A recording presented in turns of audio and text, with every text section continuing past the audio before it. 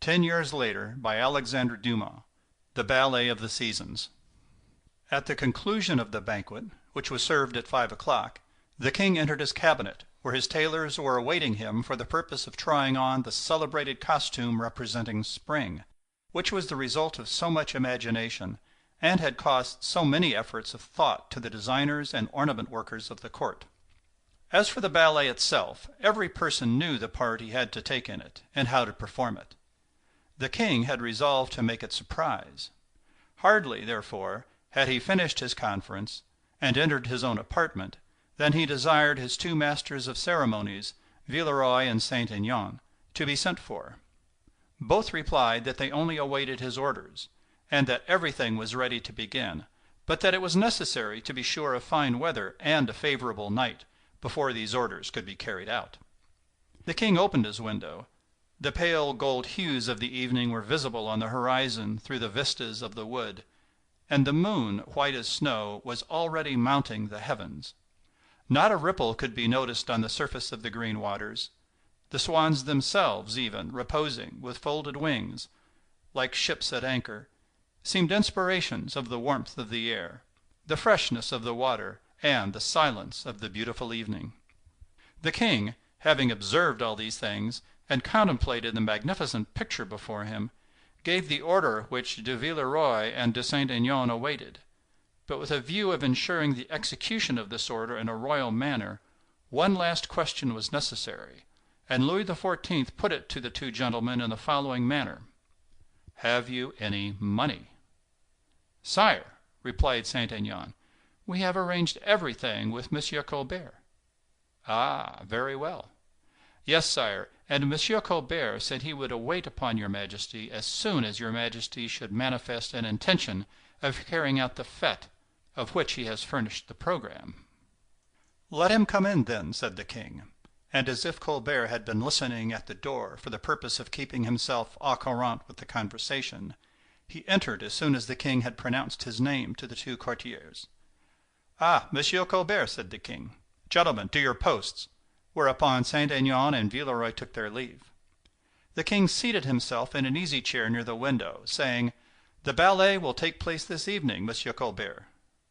"In that case, sire, I will pay all accounts tomorrow." "Why so?" "I promised the tradespeople to pay their bills on the day following that on which the ballet should take place." "Very well, Monsieur Colbert, pay them, since you have promised to do so." "Certainly, sire, but I must have money to do that." "What! Have not the 4 millions which Monsieur Fouquet promised been sent? I forgot to ask you about it." "Sire, they were sent at the hour promised." "Well?" "Well, sire, the colored lamps, the fireworks, the musicians, and the cooks have swallowed up 4 millions in 8 days." "Entirely?" "To the last penny. Every time your Majesty directed the banks of the Grand Canal to be illuminated, as much oil was consumed as there was water in the basins." "Well, well, Monsieur Colbert, the fact is, then, you have no more money." "I have no more, sire, but Monsieur Fouquet has," Colbert replied, his face darkening with a sinister expression of pleasure. "What do you mean?" inquired Louis. "We have already made Monsieur Fouquet advance 6 millions.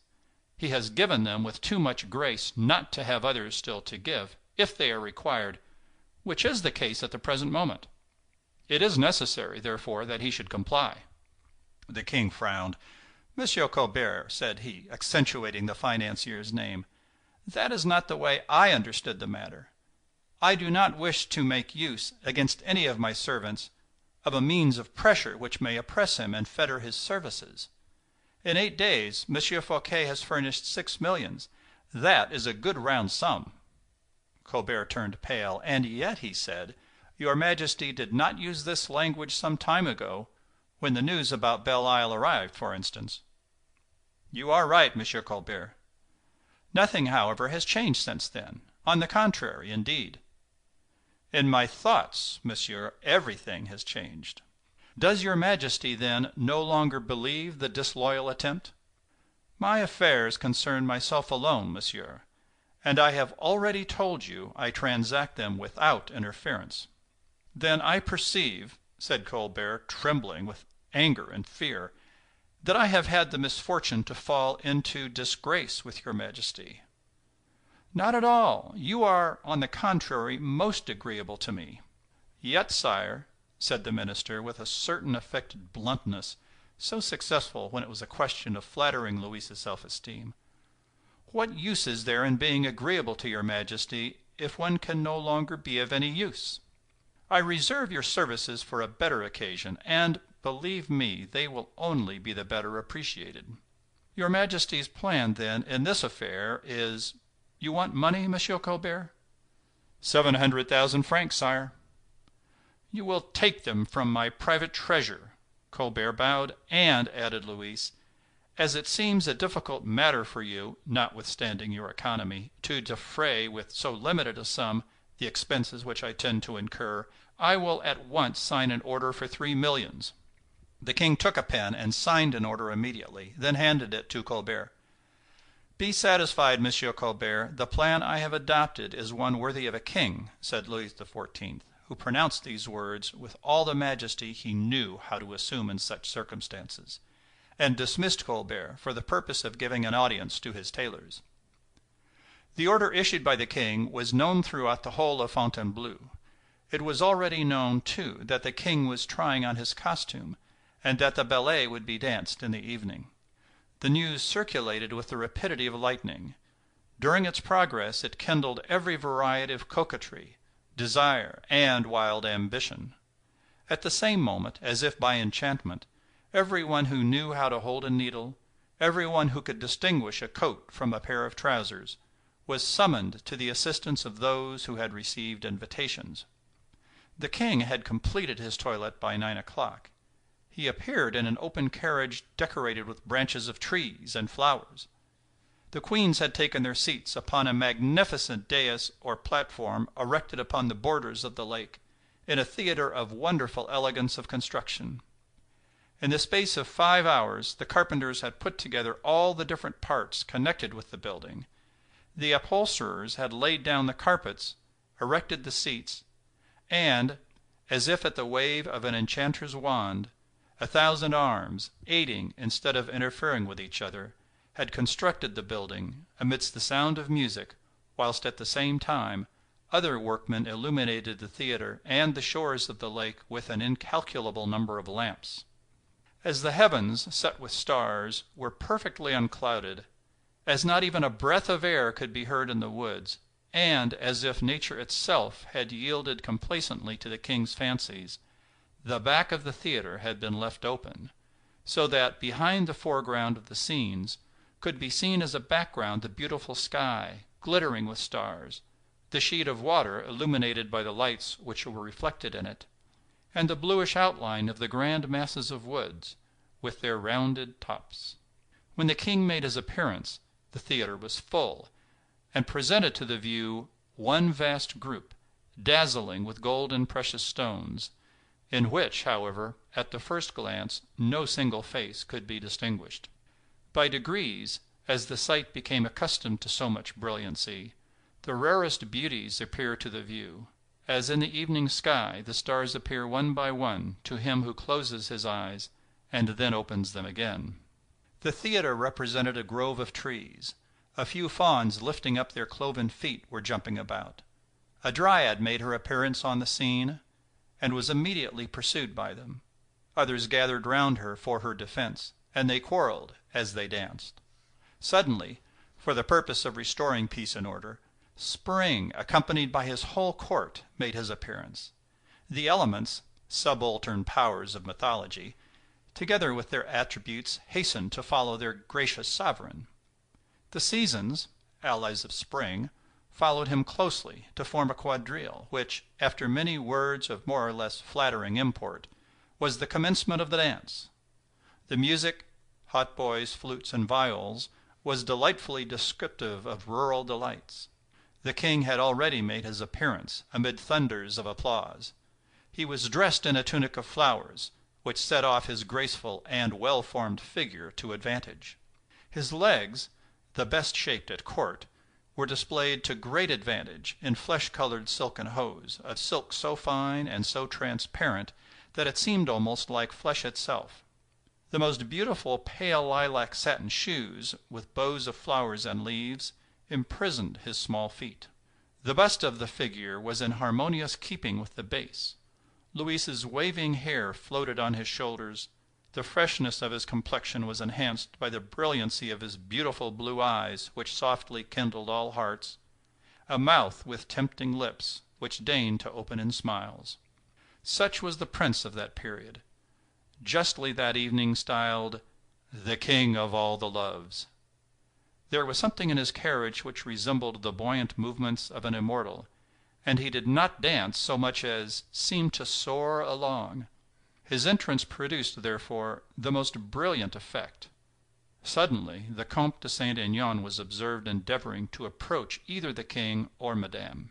The princess, who was robed in a long dress, diaphanous and light as the finest network tissue from the hands of skilful Mechlin workers, one knee occasionally revealed beneath the folds of the tunic, and her little feet encased in silken slippers decked with pearls, advanced radiant with beauty, accompanied by her cortege of bacchantes, and had already reached the spot assigned to her in the dance. The applause continued so long that the Comte had ample leisure to join the king. "What is the matter, Saint-Aignan?" said Spring. "Nothing whatever," replied the courtier, as pale as death. "But your Majesty has not thought of fruits." "Yes, it is suppressed." "Far from it, sire. Your Majesty having given no directions about it, the musicians have retained it."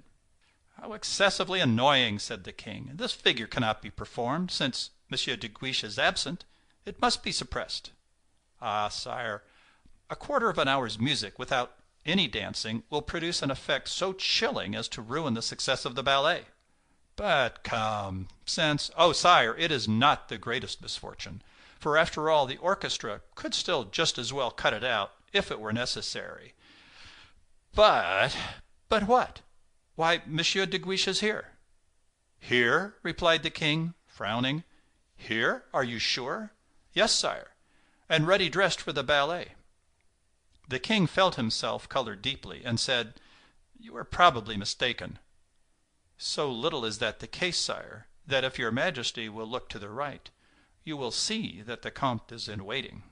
Louis turned hastily toward the side, and in fact, on his right, brilliant in his character of Autumn, de Guiche waited until the king should look at him, in order that he might address him. To give an idea of the stupefaction of the king, and that of Monsieur, who was moving about restlessly in his box, to describe also the agitated movement of the heads in the theater, and the strange emotion of Madame at the sight of her partner, is a task we must leave to abler hands. The king stood almost gaping with astonishment as he looked at the Comte, who, bowing lowly, approached Louis with the profoundest respect. "Sire," he said, "your Majesty's most devoted servant approaches to perform a service on this occasion with similar zeal that he has already shown on the field of battle. Your Majesty, in omitting the dance of the fruits, would be losing the most beautiful scene in the ballet." "I did not wish to be the substance of so dark a shadow to your Majesty's elegance, skill, and graceful invention, and I have left my tenants in order to place my services at your Majesty's commands." Every word fell distinctly, in perfect harmony and eloquence, upon Louis XIV's ears. Their flattery pleased, as much as de Guiche's courage had astonished him, and he simply replied, "I did not tell you to return, Comte." "Certainly not, sire, but your Majesty did not tell me to remain." The king perceived that time was passing away, that if this strange scene were prolonged it would complicate everything, and that a single cloud upon the picture would eventually spoil the whole. Besides, the king's heart was filled with 2 or 3 new ideas. He had just derived fresh inspiration from the eloquent glances of Madame. Her look had said to him, "Since they are jealous of you, divide their suspicions, for the man who distrusts 2 rivals does not object to either in particular." So that Madame, by this clever diversion, decided him. The king smiled upon de Guiche, who did not comprehend a word of Madame's dumb language, but he remarked that she pretended not to look at him, and he attributed the pardon which had been conferred upon him to the princess's kindness of heart. The king seemed only pleased with everyone present. Monsieur was the only one who did not understand anything about the matter. The ballet began. The effect was more than beautiful. When the music, by its bursts of melody, carried away these illustrious dancers, when the simple, untutored pantomime of that period, only the more natural on account of the very indifferent acting of the august actors, had reached its culminating point of triumph, the theatre shook with tumultuous applause. De Guiche shone like the sun, but like a courtly sun that is resigned to fill a subordinate part. Disdainful of a success of which Madame showed no acknowledgment, he thought of nothing but boldly regaining the marked preference of the princess. She, however, did not bestow a single glance upon him. By degrees all his happiness, all his brilliancy, subsided into regret and uneasiness, so that his limbs lost their power, his arms hung heavily by his sides, and his head drooped as though he was stupefied. The king, who had from this moment become in reality the principal dancer in the quadrille, cast a look upon his vanquished rival. De Guiche soon ceased to sustain even the character of the courtier. Without applause he danced indifferently, and very soon could not dance at all, by which accident the triumph of the king and of Madame was assured. End of the Ballet of the Seasons. Recording by Bill Neeland.